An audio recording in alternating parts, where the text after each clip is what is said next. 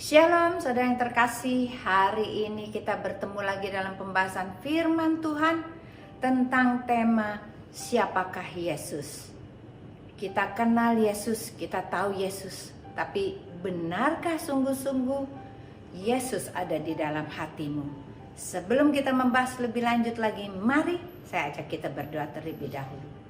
Bapa dalam surga, berbicara melalui firman-Mu yang memberi pencerahan dalam hati kami. Engkau yang akan menyatakan dirimu sendiri kepada kami, karena Engkau adalah Tuhan di atas segala Tuhan, Engkau Raja di atas segala Raja, Engkau berkuasa atas hidup kami. Engkaulah pemilik kehidupan. Berbicara kepada kami, meteraikan semua firman yang akan tertabur dalam hati kami masing-masing. Dalam nama Yesus kami siap diberkati, haleluya, amin. Saudara yang dikasihi, siapakah Yesus? Siapakah Yesus menurut engkau? Siapakah Yesus menurut aku? Kalau saya ditanya siapakah Yesus, aku berkata dia adalah kekasih jiwaku. Dia adalah segala-galanya bagiku. Tidak ada yang lebih penting di dunia ini kecuali cuma satu, yaitu memiliki Yesus yang terbesar, yang paling berharga, melebihi emas dan permata. Maukah kita ditukar Yesus dengan semua yang ada di dunia? Tidak mau. Karena aku tahu kalau aku punya Yesus di dalam hatiku, aku punya semuanya. Jikalau aku memiliki Yesus, aku memiliki hidup. Dan hidup itu adalah hidup yang kekal. Bukankah kita sudah diberikan harta yang paling indah? Apalagi yang kita cari? Enggak ada yang lebih berharga. Enggak ada yang lebih penting daripada memiliki Yesus dan Yesus di dalam hatimu. Yuk, mari kita mau baca ayatnya. Yohanes 1 ayat 1 berkata begini. Pada mulanya adalah firman, dan firman itu bersama-sama dengan Allah, dan firman itu adalah Allah. Yohanes 1 ayat 13. Firman itu telah menjadi manusia dan diam di antara kita. Dan kita telah melihat kemuliaannya, yaitu kemuliaan yang diberikannya sebagai anak tunggal Bapa, penuh kasih karunia dan kebenaran. Siapakah anak tunggal Bapa? Dialah Yesus. Berarti Yesus turun ke dunia hanya buat diberikan untuk engkau dan aku. Barang siapa yang percaya kepadanya tidak akan binasa, melainkan memiliki hidup yang kekal. Supaya kita bisa kenal Yesus, bagaimana ya caranya ya? Yuk kita mau belajar beberapa tahapan ini. Kita harus percaya langkah demi langkah. Hal yang pertama, kita harus percaya Yesus adalah terang. Memiliki Yesus, mata hatimu terang. Tidak lagi ada kegelapan, tidak ada lagi kebohongan yang ditutup-tutupi, karena mata hatimu terang. Yesus adalah terang dunia. Dialah yang menerangi hidupmu dan hidupku. Jalan-jalan kita bukan lagi jalan kegelapan. Andai kata engkau masuk ke dalam lembah kelam sekalipun, Tuhan katakan, akulah terang. Aku akan menyertai engkau di dalam kegelapan. Kita jangan takut. Mari kita lihat ayatnya. Yohanes 1 ayat 4 dan 5 berkata begini. Dalam Dia ada hidup, dan hidup adalah terang manusia. Terang itu bercahaya di dalam kegelapan, dan kegelapan itu tidak menguasainya. Berarti orang yang terang, berarti hatinya terang, dia orang yang hidup. Bagaimana kalau hatinya gelap? Dia itu orang yang mati.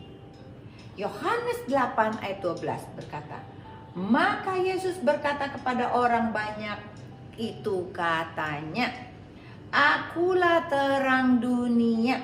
barang siapa mengikut aku, ia tidak berjalan dalam kegelapan, melainkan dia akan mempunyai terang hidup. Saudara yang dikasih Tuhan, ini keren banget, benar-benar pernyataan Tuhan. Tuhan katakan, aku adalah terang. Barang siapa yang memiliki aku, hidupnya adalah dalam terang. Tidak ada lagi kegelapan yang menutupi hidupnya. Berarti tidak ada lagi iblis di sekitar kita yang akan mengocok kita. Kita dibebaskan dari dosa. Kita dibebaskan dari pikiran-pikiran kegelapan. Kita dikuduskan. Kita dibenarkan. Bisa nggak sih orang yang masih hidup di dunia jadi orang benar, jadi orang kudus? Bisa, asal ada terang di dalam hatinya. Karena Tuhan berkata, akulah terang. Jikalau orang itu mengikuti aku, maka hidupnya akan terang. Kegelapan tidak akan menutupi hidupnya lagi.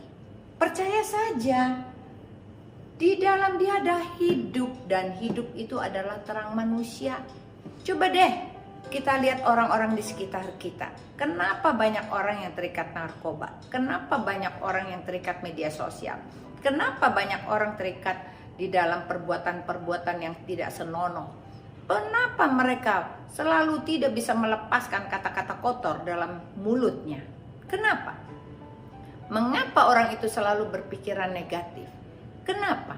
Karena di dalam dia belum ada terang Tuhan. Terang Tuhan adalah terang manusia. Oleh karena itu banyak kita yang salah berpikir. Kita cukup pergi ke gereja, kita sudah dibaptis, kita bayar perpuluhan, kita bayar persembahan, kita bayar semua. Tidak cukup. Karena Tuhan berkata, engkau harus terang mata hatinya. Kalau kita terang mata hati, berarti kita harus bersatu dengan Tuhan. Karena Tuhan terang, di dalam dia tidak ada kegelapan. Hidupmu harus diberikan kepada Tuhan, sehingga hati kita dibuka. Masuklah Tuhan ke dalam hatiku. Jadilah engkau Tuhan dan Raja dalam hidupku. Maka aku hidup tidak dalam kegelapan, tapi aku hidup di dalam terang-Mu Tuhan. Kalau kita buka hati kita, terang Tuhan masuk. Kalau kita tutup hati kita, terang Tuhan tidak bisa masuk. Oleh karena Tuhan ingin merubah hidupmu yang lama menjadi hidup yang baru. Jangan lagi bergantung kepada dirimu sendiri. Karena dirimu sendiri tidak mampu melakukan apapun. Tidak mampu untuk melakukan hal-hal yang baik. Tetapi, jikalau ada Roh Kudus di dalam kita, ada terang Tuhan, maka jalan-jalanmu menjadi jalan-jalan kebenaran. Hidupmu dibenarkan, hidupmu dikuduskan. Kita pegang hal yang pertama. Kita harus percaya bahwa Yesus adalah terang. Hal yang kedua yang harus kita yakini, Yesus adalah guru. Bagaimana ya supaya kita pintar? Bagaimana di sekolah kita bisa lulus dalam ujian-ujian? Kita belajar dong dari guru kita. Dengarkan guru kita. Ikuti langkah-langkahnya. Praktek. Maka kita jadi pintar. Kita lihat ayatnya. Markus 12 ayat 35 berkata begini. Pada suatu kali ketika Yesus mengajar di bait Allah, ia berkata, bagaimana ahli-ahli Taurat dapat menyatakan bahwa Mesias adalah anak Daud? Lukas 21 ayat 37 dan 38. Pada siang hari Yesus mengajar di bait Allah, dan pada malam hari ia keluar dan bermalam di gunung yang bernama Bukit Zaitun. Dan pagi-pagi semua orang datang kepadanya di dalam bait Allah untuk mendengarkan dia. Yesus adalah guru. Sekarang masalahnya kita nggak bisa lihat wujud Yesus. Gimana dong? Dulu kita bisa ketemu Yesus, sekarang kita nggak bisa ketemu Yesus. Gimana dong caranya? Kita bisa ketemu Yesus kita melalui firman-Nya. Kita baca firman setiap hari. Kita baca Alkitab tiap hari, kita ketemu Yesus. Pada saat kita buka hati kita dan kita berkata, Yesus masuklah ke dalam hatiku, jadilah Tuhan dan Raja dalam kehidupanku. Ampuni dosa-dosaku, aku mau berjalan bersama dengan Engkau. Aku percaya hidupku dibenarkan, maka itu terjadi dalam hidup kita. Tuhan Yesus adalah guru yang mengajarkan engkau tiap hari. Kelas-kelas kita harus lalui. Ada tingkat SD, ada tingkat SMP, ada tingkat SMA, ada tingkat universitas, ada tingkat untuk PhD. Di mana kelasmu sekarang? Setiap kelas itu punya ujian masing-masing. Sekarang Tuhan memberikan banyak ujian di dalam kehidupanmu. Belajar untuk mengampuni, belajar untuk lewati semuanya, mengampuni, mengasihi, melayani, memberkati. Apalagi pelajaran yang harus kita lakukan? Hidup dalam kesabaran, hidup dalam kemurahan hati, hidup dalam penguasaan diri. Ini tiap hari kita belajar. Bagaimana mungkin kita bisa jadi lulus tanpa ujian? Itu tidak ada. Ada sebuah cerita bahwa seorang raja memiliki banyak harta dan luar biasa, memiliki cuma satu anak. Lalu dibukalah sayembara untuk menjadikan anak-anak lain menjadi anak-anaknya. Sayembara itu dibuka, meja pendaftaran kemudian diberikan. Banyak orang yang mendaftar. Tetapi ada satu meja, yaitu meja persyaratan. Apa nama meja persyaratan? Di situ dikatakan, dia harus meninggalkan HP-nya di luar. Dia harus ikutin apa yang gurunya. Anak tunggal bapak itu jadi guru ya. Di situ dia harus belajar ikutin bangun pagi, doa dan semua. Dan harus mengikuti semua kegiatan-kegiatan yang sudah ditentukan. Dan hidup sungguh-sungguh setiap hari berdisiplin. Begitu banyak orang yang mendaftar. Begitu masuk kepada meja persyaratan, satu-satu mundur. Kenapa? Mereka tidak ingin menyerahkan hidupnya yang lama. Mereka enjoy dengan hidup yang lama, tidak mau diatur. Bagaimana orang ini bisa masuk ke dalam kerajaan surga? Bagaimana orang ini bisa menerima warisan daripada raja yang tadi ingin mengambil anak-anak lain? Ada beberapa orang yang masuk ke dalam meja persyaratan dan tanda tangan. Begitu masuk dalam pendidikan, setiap hari ikutin jadwal daripada anak tunggal dari raja ini. Bangun pagi, doa, melakukan kebaikan ke sana dan ke sini, ke sana, ke sini, ke sana, ke sini.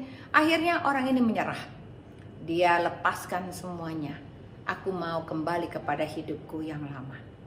Lebih enak nggak diatur, tidak ada aturan. Hidup di dalam Tuhan harus punya aturan. Hidup di dalam Tuhan harus punya guru. Siapakah guru kita? Guru kita adalah Yesus. Kalau Tuhan Yesus mengajarkan kepada kita untuk mengampuni, kita harus ampuni. Kalau Tuhan Yesus mengajarkan kita untuk berbuat baik, berbuat baiklah kepada musuhmu, balaslah kejahatan dengan kebaikan. Tuhan Yesus mengajarkan kita untuk seperti Dia. Habis Dia khotbah, Dia naik ke bukit. Ngapain di Bukit Zaitun malam hari? Dia berdoa di sana. Kita harus ikutin. Kalau kita sungguh-sungguh mengikuti langkah-langkah yang Tuhan Yesus lakukan, maka engkau semakin hari semakin solid, semakin kenal pribadinya Tuhan Yesus. Jangan seperti orang-orang Farisi dan ahli-ahli Taurat. Mereka cuma tahu di kitab secara teori, tetapi mereka tidak kenal Yesus. Yesus mengajar di bait Allah, tapi dia masih tidak percaya bahwa Yesus adalah Tuhan. Dialah yang mengerti semua, karena Dia adalah anak tunggal Bapa yang diberikan kepada kita untuk mengajarkan kepada kita bagaimana caranya supaya kita menjadi anak-anak kerajaan Allah. Supaya engkau dan aku tidak lagi punya mental untuk senang ada di bumi, tapi menjadi anak-anak kerajaan Allah, yaitu memiliki iman, memiliki pengharapan, memiliki kekuatan, memiliki power, memiliki kasih yang besar, belas kasihan kepada orang-orang lain. Inilah yang Tuhan ingin ajarkan kepadamu dan ajarkan kepadaku. Hal itu yang kedua. Hal ketiga, Yesus adalah Tuhan.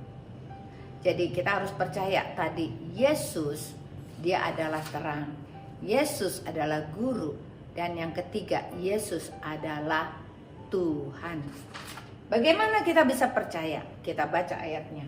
Kolose 1 ayat 15. Aku adalah gambar Allah yang tidak kelihatan, yang sulung, lebih utama daripada yang diciptakan.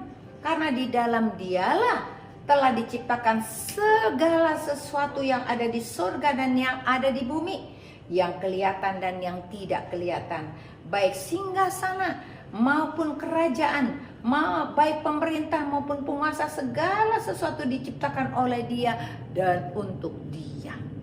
Di sini dikatakan aku adalah gambar Allah. Yesus adalah gambar Allah yang tidak kelihatan. Kalau kita cari Bapa di surga itu kayak apa ya bentuknya ya? Susah banget kita lihat. Tapi kalau kita lihat Yesus dengan kuasanya, dengan mujizatnya, dengan kasihnya, dengan pengorbanannya, sebetulnya kita sudah bisa melihat pribadi Bapa di surga. Karena Bapa dan Tuhan Yesus dan Roh Kudus adalah satu adanya. Kita percaya bahwa Yesus itu Tuhan. Kenapa? Dia bisa lakukan sesuatu dalam hidupmu, mengubah engkau yang tadinya bukan apa-apa menjadi apa-apa. Bagaimana caranya? Engkau harus menyerahkan hatimu sepenuhnya, berserah penuh kepada Tuhan, supaya Tuhan memimpin langkah-langkahmu setiap hari, memberikan engkau hati yang baru, hati yang sungguh-sungguh mengasihi Tuhan dengan segenap hati, dengan segenap jiwa, dengan segenap akal budi, dengan segenap kekuatan. Maka secara perlahan, maka hidupmu akan diubahkan. Hidupmu tidak lagi sama. Hidupmu yang lama sudah berlalu. Hidup yang kau hidupi saat ini adalah hidup yang tersembunyi di dalam Kristus Yesus. Supaya engkau diberkati, supaya engkau bahagia, supaya engkau kenal Yesus, supaya engkau bisa menjadi sama seperti Yesus. Itulah tujuan. Bisa nggak sih orang jadi sama seperti Yesus? Bukankah kita masih tinggal di dunia? Orang yang akan tinggal di dunia kan bukannya masih banyak persoalan dan bisa ada melakukan dosa. Tuhan katakan, kalau engkau sungguh-sungguh mengerti akan firman, maka Tuhan yang ada di dalam kita akan mengubahkan kita, sehingga kita menjadi satu dengan Dia, seperti mata uang. Kalau kita gambarkan uang yang hanya ada sebelah saja bagian luar, apakah uang ini bernilai? Tetapi dia, kalau ada gambar di sebelahnya, yaitu gambar Yesus, maka uang ini akan bernilai. Hidupmu dan hidupku akan bernilai jikalau engkau dan aku bersatu dengan Yesus Kristus. Tuhan Yesus memberkati. Mari kita berdoa. Bapa, terima kasih untuk firman-Mu, meteraikan firman ini dalam hati kami. Kami terus dikuatkan dan percaya bahwa Engkau adalah Tuhan. Engkau adalah Raja. Engkau adalah Guru. Engkau adalah segala-galanya dalam hidup kami. Kami mau menjadikan Engkau satu-satunya yang paling berharga dalam hidup kami. Terima kasih Bapa. Terima kasih Tuhan Yesus. Terima kasih Roh Kudus. Di dalam nama Yesus kami sudah mengucap syukur. Haleluya. Amin. Tuhan Yesus memberkati.